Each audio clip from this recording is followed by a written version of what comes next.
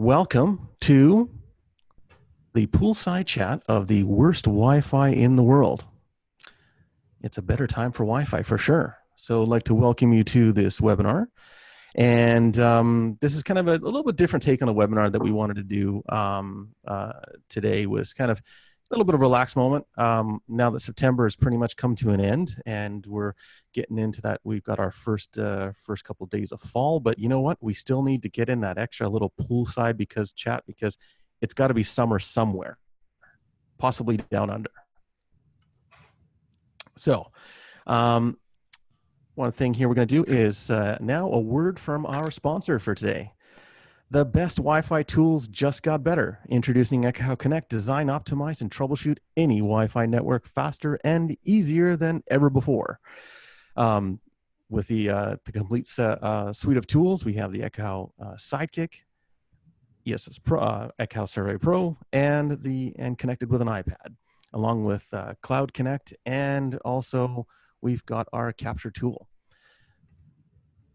If you'd like to learn more about some of our tools, please check us out at ekahau.com. Also, we've got Ekahau University, where we've got additional training of ESE troubleshooting, design, and advanced. There is, to choose the best option for you and your team, we offer this variety of certifications to help you learn and troubleshoot Wi-Fi better. So if you want to learn more about that, check out ekahau.com/training. And I think that was a good infomercial spot there. All right.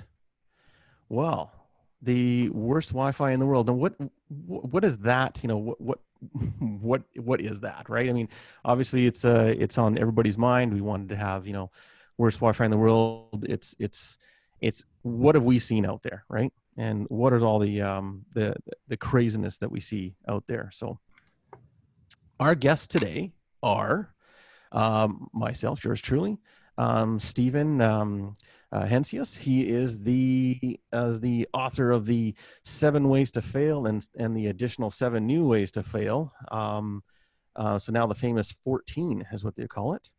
We were also supposed to be joined by Badfi Eddie Forero. However, we may have a little bit of an impersonator today. We're going to introduce Chris Reed. So Chris Reed is going to fill in for Eddie. Eddie is stuck on a jet-lagged plane somewhere in the middle of the air, and he couldn't make it today. So he might be just under the weather. So Eddie, hope you get better there.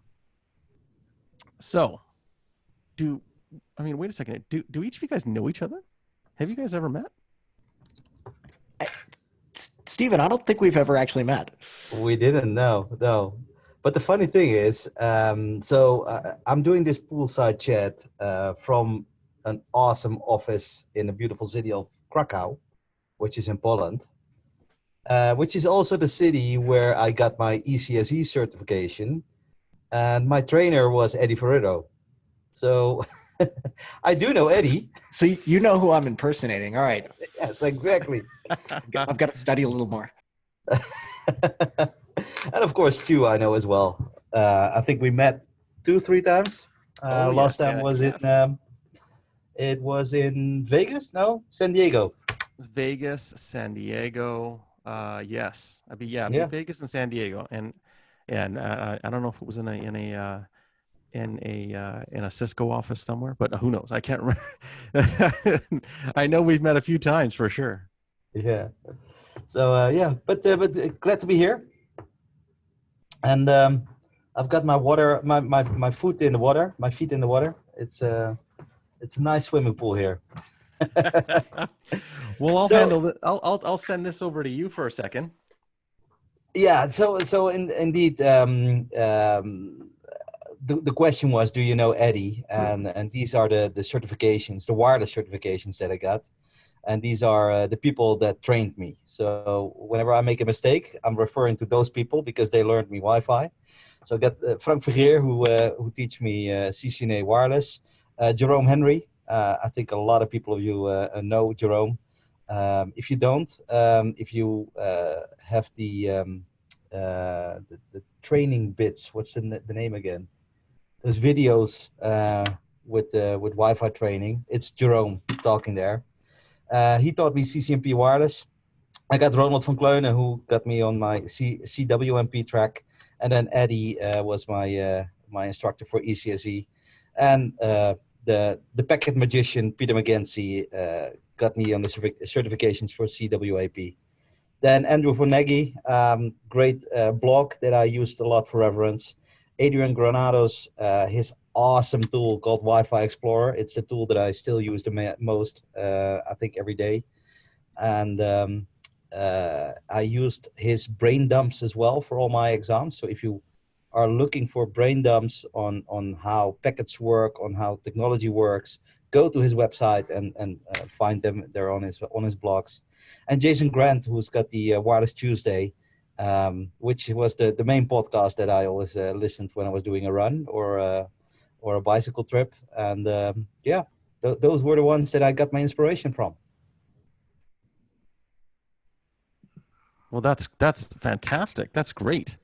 Yeah, I mean those individuals for sure. I mean, there's Frank. I have not met, but I have met the remaining four there for sure.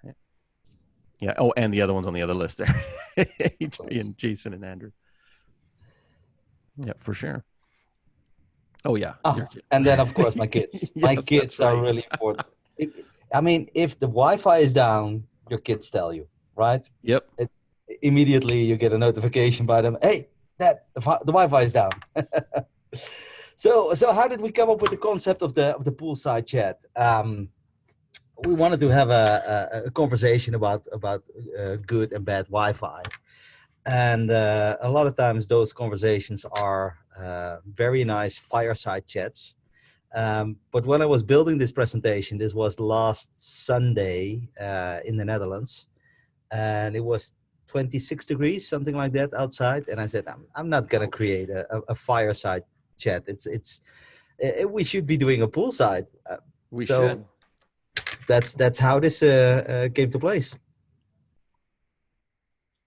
That's right. I mean, I love this poolside. I mean, we even just looking at this, where would I even place the access point? Right? Maybe the tree. Probably the tree, right? I mean, I could probably just place it up on the tree there, or we could just hide it in the pool, right? Because it works well through water. Yeah, it's very good underwater. We could do that, right? Talking about the trees, so one of the projects that we had in Dubai is actually they have the Wi-Fi palm, which is a virtual palm tree. So you can see it. But it's not a real tree. It's made of plastic. The leaves are actually solar collectors, and there's a Wi-Fi access point inside, and that provides internet access.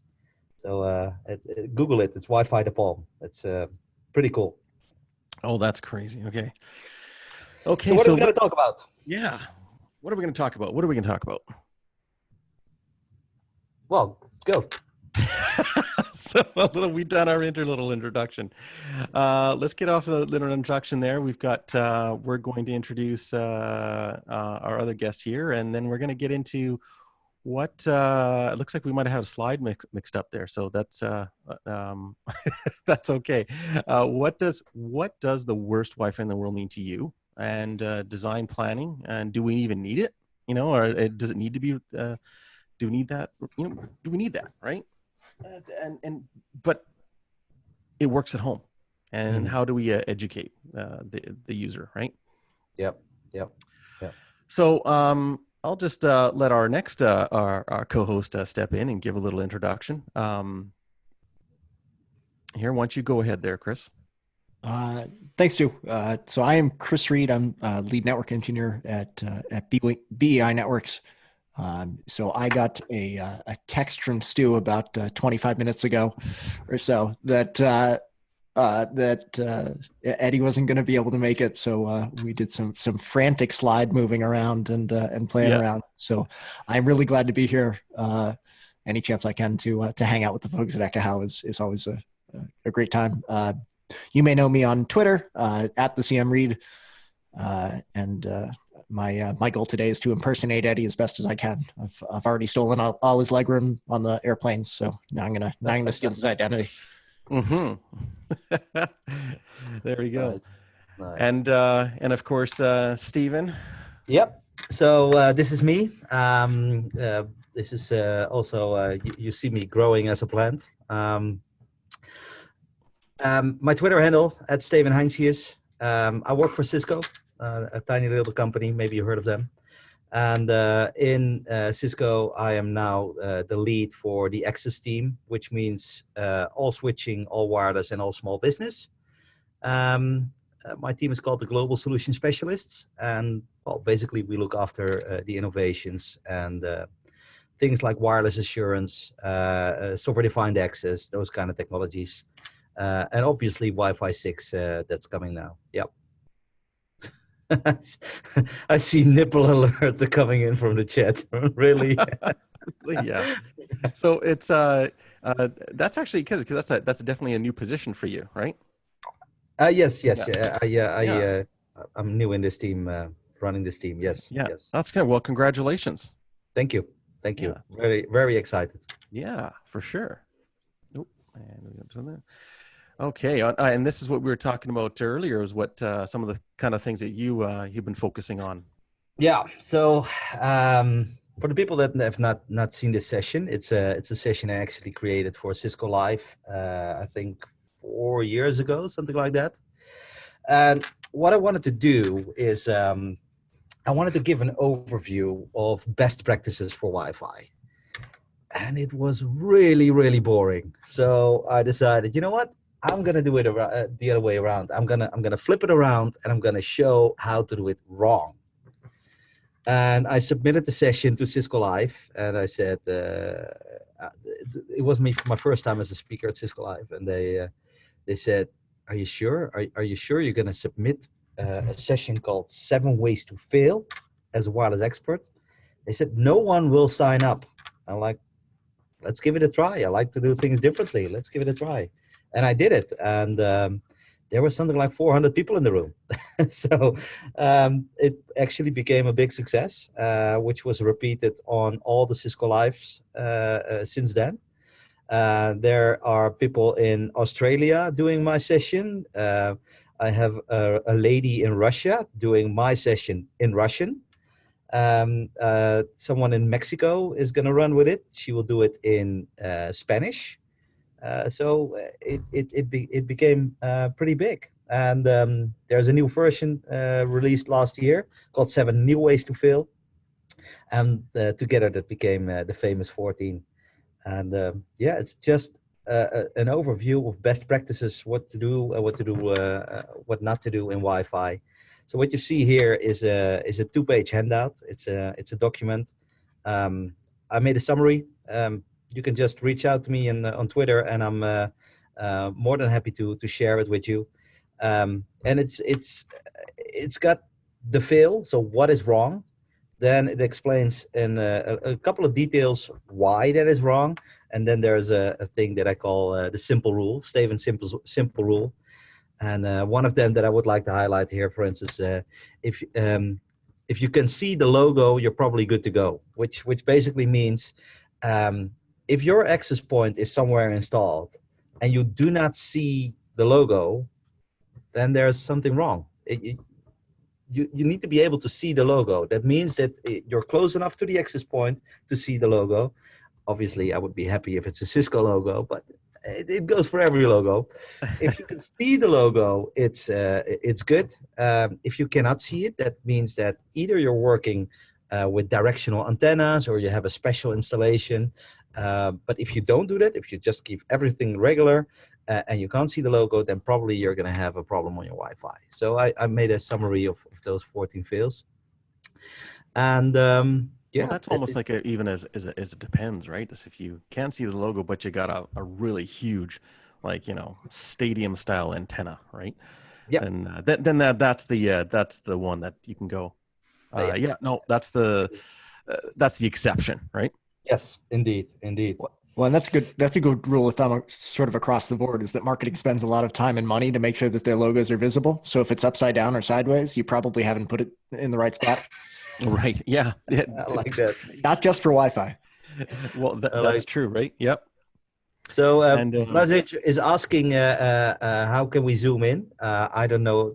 I don't know about oh that yeah, in Zoom. I don't. But with the name Zoom, I assume that you can zoom. I think what we can do is we can make this available later on, and then you'll be able to actually kind of zoom in a little bit more. I think it's a little bit difficult to do it on the webinar on Yeah, this one, but yeah, we but can just do that. reach out to us and we can just send you the file. Absolutely, yeah. And I will say is that I remember attending your first session, and I think that was I would say that was in Berlin. Vegas. Was it in That Vegas was or San? Berlin. Yeah, yeah. I don't know. I remember being there. Nice. Yeah, and that room was full. That was packed. Yeah. Yeah. Thank you. So one slide back, please, because a big Oh yeah. question is so what is coming up? By the way, I see a note coming in on the chat as well that our access points don't have logos. Well, they do have a logo. Also, the 2800, there is a Cisco logo on it. Absolutely. There Um, absolutely is. um, so what's coming up? There's going to be one more that I'm going to create on the 7 ways to fail trend. It's going to be the closing of the chapter, which is the 6 on 6.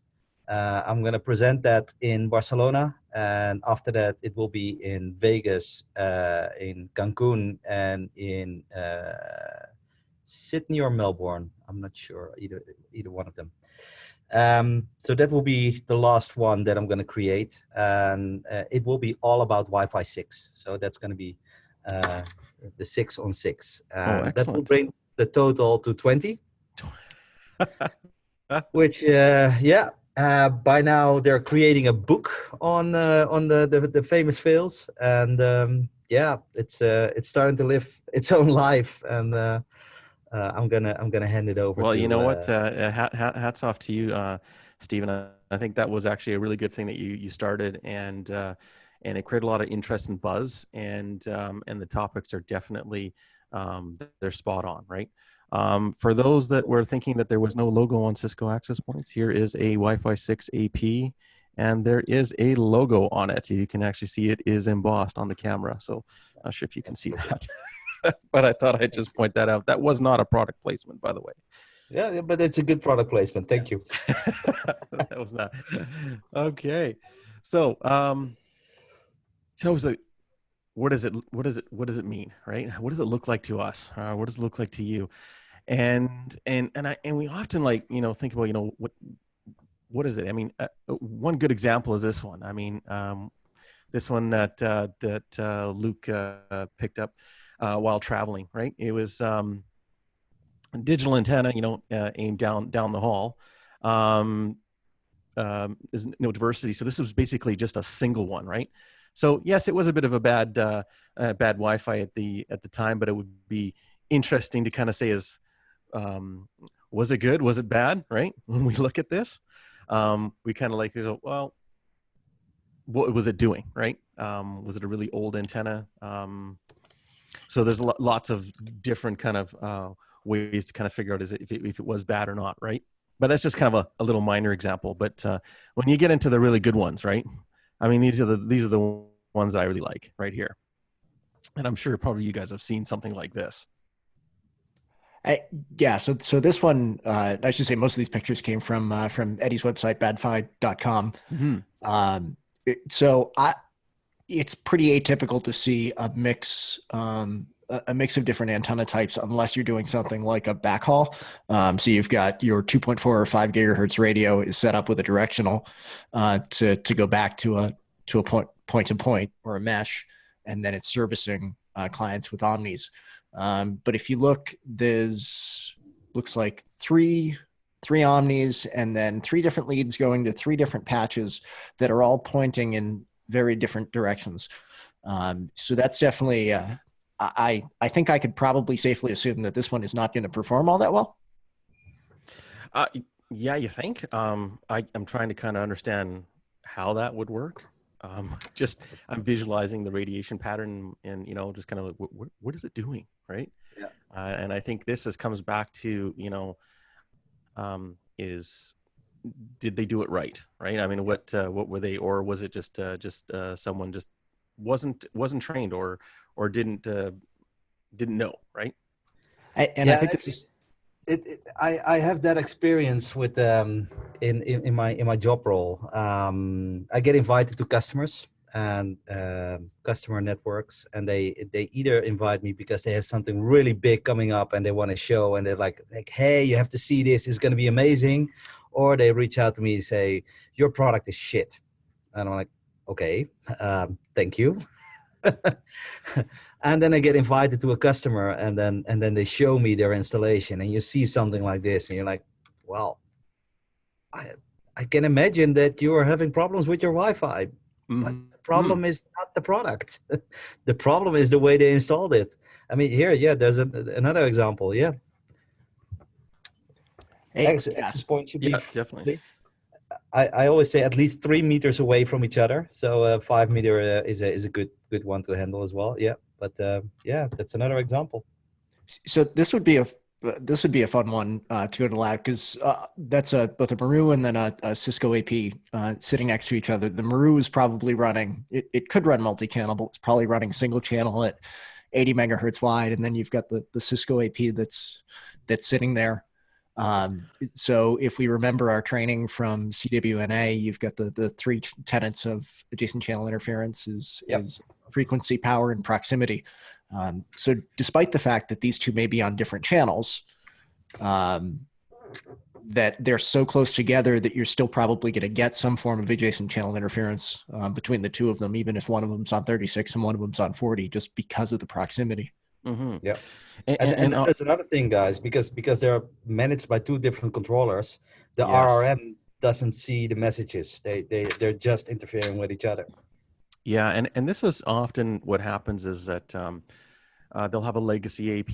It's in there, whichever one was the legacy, and then another vendor comes in and says, "Oh, I'm gonna provide some free Wi-Fi for you here. I'll put my AP and I'll just put it in the same place or next to your current one." And this is where the expert would come in and go, yeah, that might not have been a good idea. It's always good to spec out your locations, right? Spec out where that AP is going to go. And that'll definitely kind of give you a better idea of, what you're dealing with. Because you never want to do this, right? You want to totally avoid stuff like this, right? Or if you're, if this is a transitional period and you're rolling out a new install, you also want to be rolling out a decommission of the old ones at the same time. Mm-hmm. So if you're swapping in another AP, the old one needs to be removed or it needs to be turned off, so you're not running into problems like that. So even if you were doing channel coordination, if you don't stage those rollouts and those decommissions, you're going to double the number of radios across your infrastructure. And even if you did a good design, your design didn't account for double the number of radios in the space. If you're also broadcasting the same SSID across those, so you've got clients that are picking between multiple infrastructures. So they're authenticating to one and then they're authenticating to the other. If you've got a .1x SSID setup, guess what? Fast transition isn't going to work infrastructure to infrastructure. So you're doing full radius authentications every time you roam from AP to AP. That your roaming certainly isn't going to be a great experience. Oh, for sure. I mean, if only there was a piece of software and a sidekick that could help you do a survey design to tell you all these things, right?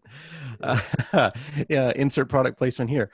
Yeah. I mean, does it really matter? Placements. Right. You're building up some of the slides here, and like the first picture, and Ewan McGable as well said it on the chat.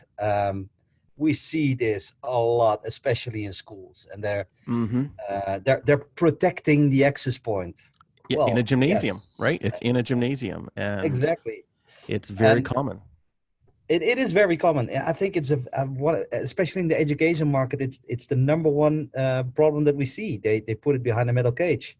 Yep. And then I ask, when a situation like that is there, then I ask, do you have physics on your school? And they're like, yeah, of course. Can you ask the physics teacher to explain Faraday's cage?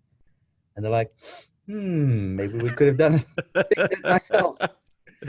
By the way, Oh, those exactly. cages exist from other supporting vendors where they're made from wood or from plastic, and then you can protect the access point. Absolutely. There's definitely vendors out there like Ventive and Exceltex who make Yes. actually enclosures that you can actually place on in gymnasiums like this, and There you it go. can house the AP and an external antenna for those Yeah. environments.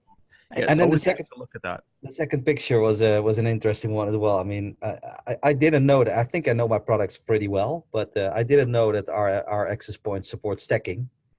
And Yeah, that's of they work really well. They generate a lot of they get nice and warm actually. So exactly, So yeah. um, I'm still trying to figure out the mounting for that because I think someone put more effort to put one AP on top of the other than to actually mount it correctly next to it. oh Yeah. yes, yes, that's definitely it. And of course, the stuff in the server rack. I mean, I've seen that in labs and stuff like that many times, right? On the second picture on the chat, they say, "This is how access points get born." To Yes, AP that's. session. Oh, excellent. Love Oh, it. Love but it. I mean, you know what? It's when we talk about stuff like this, is that we the plastic bag thing. I mean, yeah, that I think that could have been a staged one, I think, but you definitely No, look that's a at real picture. yeah, it is a good one, Trust isn't me, it? that's a real Yeah. picture. Yeah. Yes, yes. It's an interesting one, right? We've seen some other ones that are kind of odd. Just we'll put it in some sort of a shrink wrap or something like that, and Yeah. throw it outside. Yeah. Funny note on that, because we have special access points for outdoor use. But I saw a post about 2 weeks ago from someone who had a 2600 series of access point, which is an older 802.11n access point, and he put it outside on a pole, um, no protection, nothing, and after 2 years, it's still working. I think I saw that. I think I saw that. Yeah. This is I guess this is by the depending way on the not a climate. recommendation. No, no, there is a gasket in there to kind of help it a little bit, but not like that. Yeah.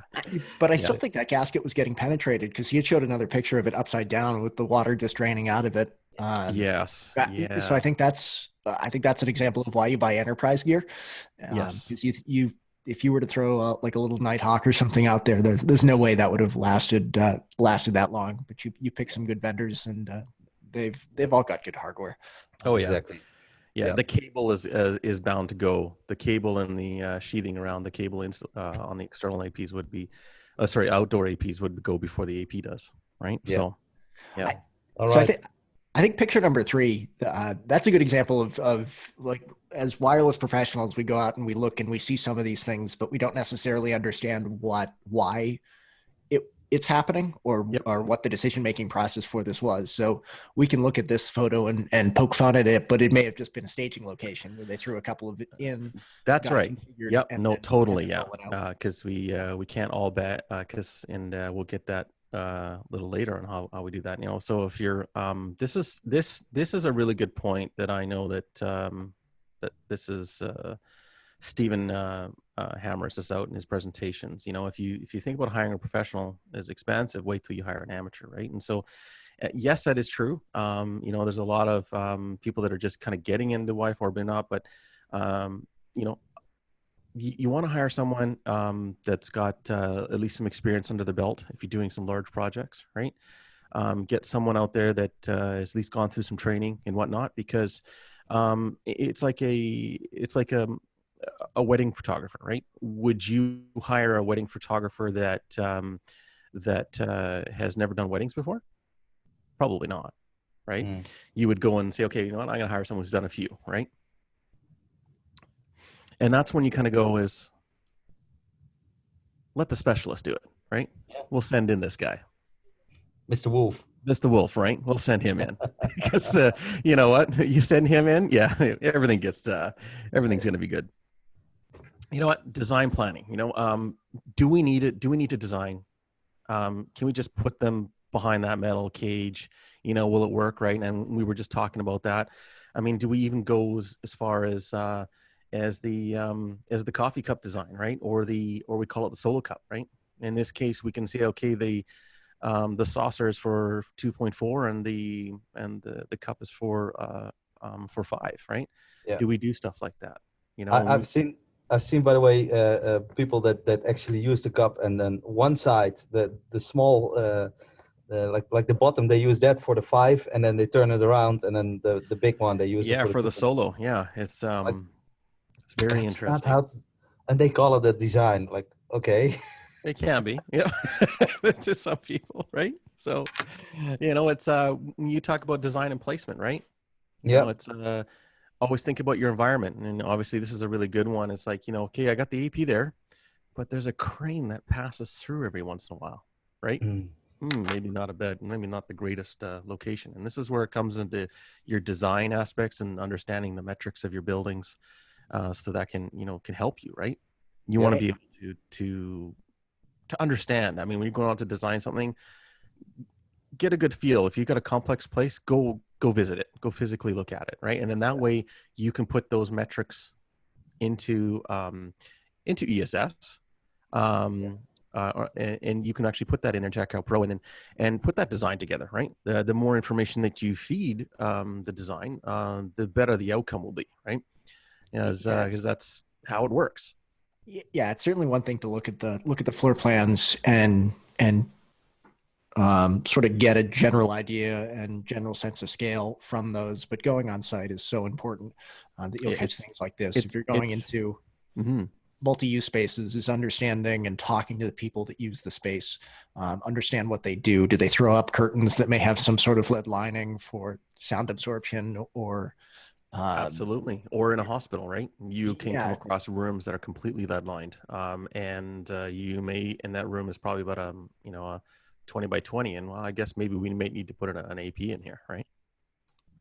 yeah. And you don't know until, because the floor plans never tell you, right? So it's, but, you know, I think that maybe moving a little bit quick, but I mean, everyone, you know, I come across is that, you know what, I got Wi-Fi and it works from home, but I only need one AP. Why do I need 4 or 3, right? Works fine at home, right? Or does it, right? I think now it's understanding is that if you can come into homes now, and, you know, does it do that? I mean, I know from my experience is that one AP doesn't cover a house anymore. I mean, Mhm. it did when we had 1 or 2 devices, but now what does a common house have? What, maybe 14, 15 devices, maybe? Mhm. Especially if you have kids. I mean, you've got, what do you got? Xbox controllers or Xbox, you got PlayStation, you got gaming console, you got people, you got kids have iPads and iPhones, and I don't know. How about you guys? Probably the same thing. Yeah, Yeah. I mean, smart speakers, light bulbs, my air conditioner is connected, which Yep. is fantastic. That as I'm heading back from a job site, is kicking on the AC to have it have the house be nice and cool when I get back. Mm-hmm. But it's plugs, and I mean, I'm sure most of us have a few more devices just because they looked interesting and we wanted to play with it and we wanted to look at it under a spectrum analyzer. Uh, but yeah, it's not atypical to have that anymore.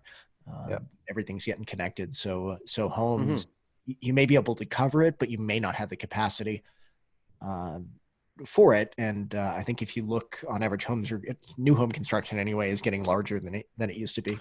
It is, and it's you're getting a plethora of you'll see little wireline adapters showing up. You'll see these smaller little APs that you'll just plug in, and they're all doing backhaul with each other, right? Mhm.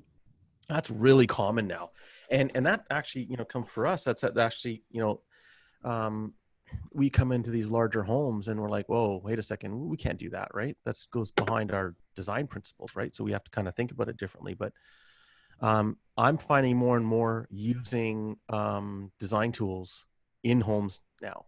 Like when you Mm. get into larger homes, using design tools just to figure out what's going on, because a lot of older home construction have different types of walls, different types of insulation that actually makes a difference.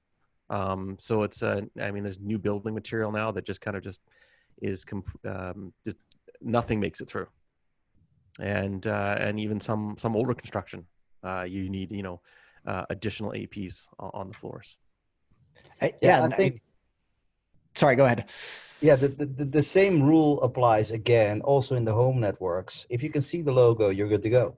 And what you see in the most common places in homes is that they have it in the electrical closet, right? There's the access point from the service provider, and it provides okay-ish coverage, especially just for the lower part of the house.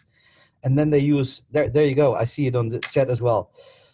Let's add repeaters. Oh my God, can we please stop using repeaters? That is, Yes, do not yeah, use a it repeater. is so common these days is to add just more and more and more, and it's mesh, right? So you can mesh is definitely better, of course, because you're meshing the backhaul is connecting. But um, if you're getting some actually SMB or enterprise equipment to mesh, that's great. Some of the consumer grade stuff is, well, it's okay, right? It Mm-hmm. does not bad job, but you get what you pay for in a respect, right? It's best efforts, but wherever you can, run a wire. If you can Yeah, run a wire, that's throw the another rule. one up. Yeah, and then you can actually roll. If it doesn't move, plug in a Yeah, cable. and I think we're going to see. Yeah, and I think we're going to see a lot more of the consumer vendors kind of catching on with Wi-Fi 6, and they're going to start doing additional things like that, right? They're Mm-hmm. going to say, oh, you know what? We need to make an AP, an access point. Well, they call them routers, right? We're going to have to make them a little more conducive for the home environment, right? So they can Yeah. roam between two different floors, right? So Yeah, so I think we'll see that. I think we'll see some more attractive products come along, so that way they can go into the actual living space and be mounted really where the Wi-Fi designers want them. The Wi-Fi Alliance has their the Wi-Fi certified home design, so they've seen this opportunity and have started reaching out to builders and the high end home builders. They care about this.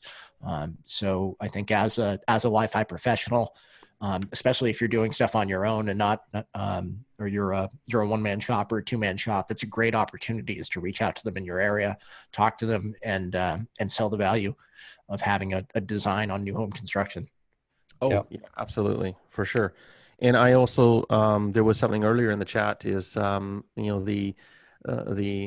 are definitely SLAs for homes, and those SLAs are your kids and the significant other, right? You leave for the day and you're like, hey, the Wi-Fi's down. What? The internet's not working, and it's pandemonium, right? They can't do anything. So that SLA is probably is a higher priority than probably your work SLA in a way. Yeah, yeah. But the way I explain it for home use is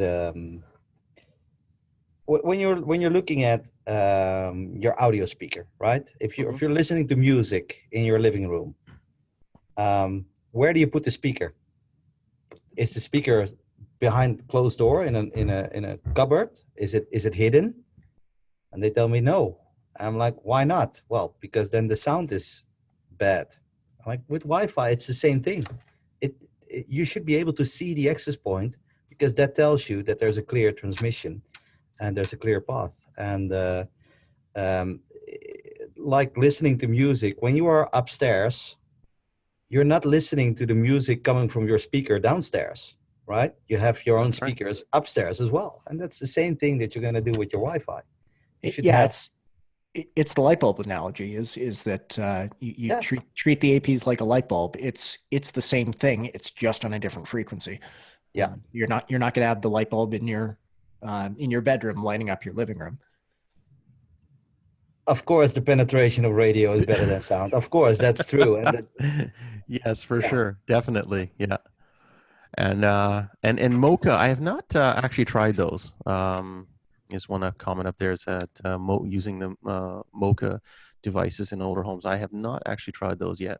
I think those are a good alternative. And even if you buy decent quality and you understand where the circuit's going, power line adapters are not the worst thing in the world. It's better than mesh, at least in my view. Yeah, because that, we talk about all these things, and that's literally the worst Wi-Fi, right? It's the worst Wi-Fi is using these, subpar type things where they're trying to use wireline and relying on the electrical, the wiring of the house. How's that going to, change things, in the environment? It's, there's good Wi-Fi and there's bad, right? But it's definitely something that you definitely want to, try to avoid as much as possible, right? Is crazy stuff if you can. And you think, oh yeah, it works fine, but at the end of the day, it's like it only works for one or two devices, but not for all of them. Yeah, yeah. Yeah. So, question is, what should be done for deployments where modem and AP are enclosed in the same enclosure?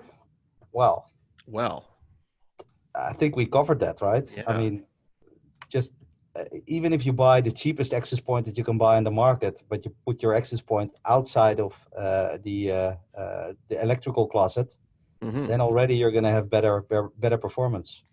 Yep. Yeah, those when we look at even, it's like that, right? Let's say this is a closet, metal closet. Yeah, that AP is not going to do well in there, right? Get it out of those closets or those boxes. Yep.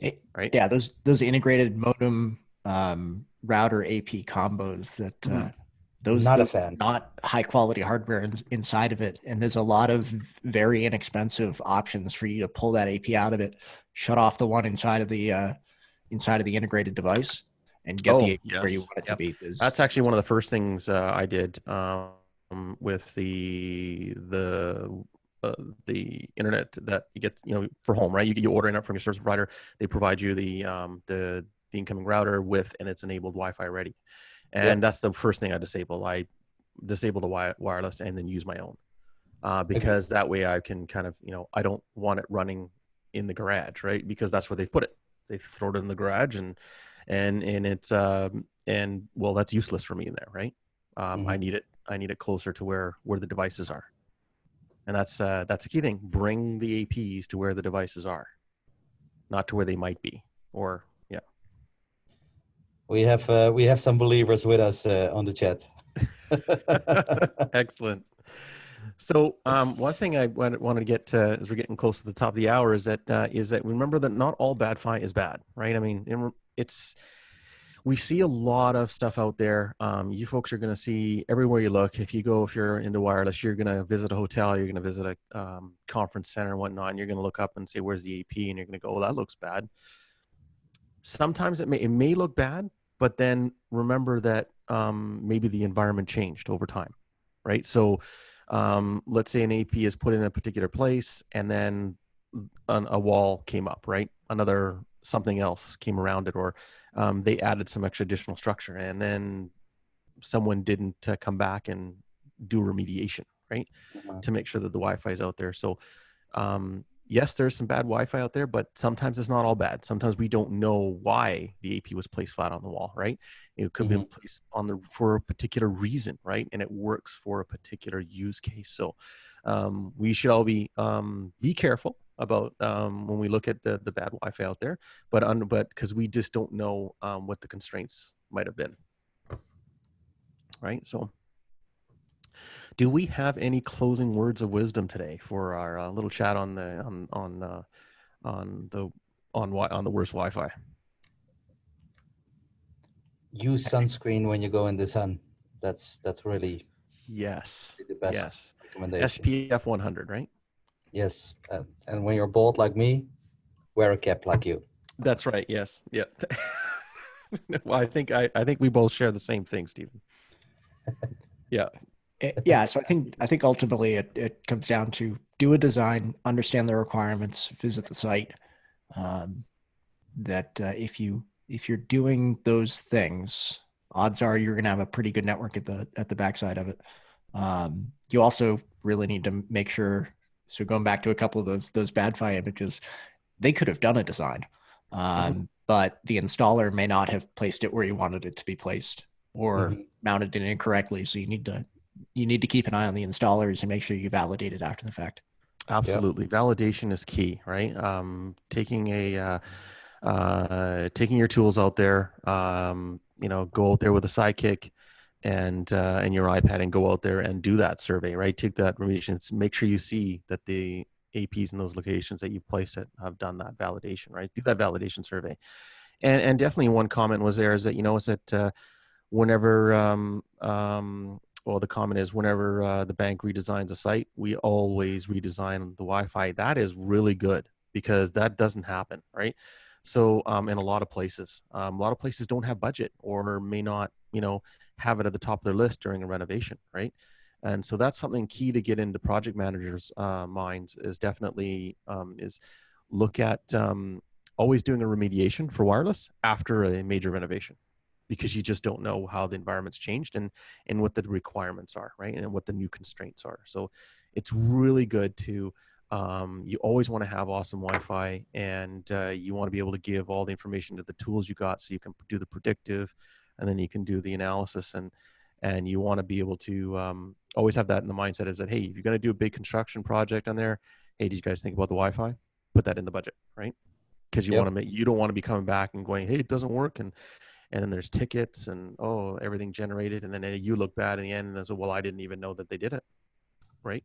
So that's always a good thing to keep in mind is and one thing on the installers, what I find is give the installers as much information about how you want the AP installed, right? So when you send out a document that says, hey, I want AP this coordinates in a floor, or try to even send a picture of the location, that is key, because that will help you in remediation costs, right? Is get the AP in the location, the right place, get it in the right location the first time, right, if possible. And then try to compromise with the installers. Sometimes they always leave it open to questions. Hey, well, we can't physically put it here because of a fire extinguisher that's in the ceiling. Oh, okay, no problem. We'll move it over a ceiling tile. So those are kind of the things to think about is always work with your installers, find out what level that they are, and then figure out, okay, I'm going to give them a set of instructions that say, take this access point, mount it to the bracket, and then place it to the ceiling in this particular location, right? Yep. So those are things that you really want to be careful to do, because the vendor puts these fancy brackets in the box, and they didn't, and all the screws, and they didn't put them in there for nothing, right? They put in there because you're going to need them. Yep. Yeah. And so for our big projects, we do a training session with the installers. We show them the hardware, we show them how it assembles. We show them sort of how the RF propagates out of the end of it. And then we give them things that, hey, we might have missed this, but here's things to look out for, is that if I'm telling you to place it right next to a gigantic column that's shifting down, give me a heads up on it. The installers can identify some issues, and they'll know when to ask questions, rather than just blindly following the plan. You also need to make sure that if they do run into something, that they don't just move it, and they get approval for where to move it. But training sessions with the installers are really valuable. That's really good to know, because I'm glad that people like yourself are doing that, because I think that's been a little bit missed with a lot of installs, as working closely with the installers. And we got another one here in the chat. There is a good point about validating the install. Doing a warehouse right now, about 226 APs. Did a preliminary walkthrough. 80% of the APs had to be moved. They were not placed correctly according to the provided documentation. This happens all the time. I have seen that many times. Now, I don't see it as much now on new installs. I think we're getting better. I think a lot of people are now trained now. There's a lot of training going on. There's a lot of people that are in more the know. It's not the Wild West days. Like, I think the Wild West days are almost behind us. And according to to AP placements and whatnot, I think we're learning a lot from the Wireless LAN Professionals conference materials. We're learning a lot from the CDW NP training. Materials. We're learning a lot more, and from the ECHO University, right? We're learning a lot more about how AP should be placed and how they are effects on the environment. It's one of the features that I like in a planning tool of ECHO, that you can actually provide pictures and say, this is where I want it. You can actually add that picture with a description of where you want it and how you want it to be installed. So that can be handed over altogether to the installer. By the way, it is fail number 13 or 12 or 13 out of my 7 ways to fail list. That is, the installer is always right. And the simple rule there is stick to the plan. I mean, you're the specialist. You created the plan. Stick to it. So we've put up our one of our last slides here, and this is to kind of give you a hey, if you got some questions, you can reach out to any one of us, and we've got everyone on there now. We've got my other co-host and fellow engineer Abhishek, who's been monitoring the Q&A panel there. Thank you very much. And we were joined by Steven and Chris Reed, and you can follow them on Twitter as well. I want to also put a little plug in there as if you're looking to see about some wireless tools, don't forget to check out ekahau.com, how to buy.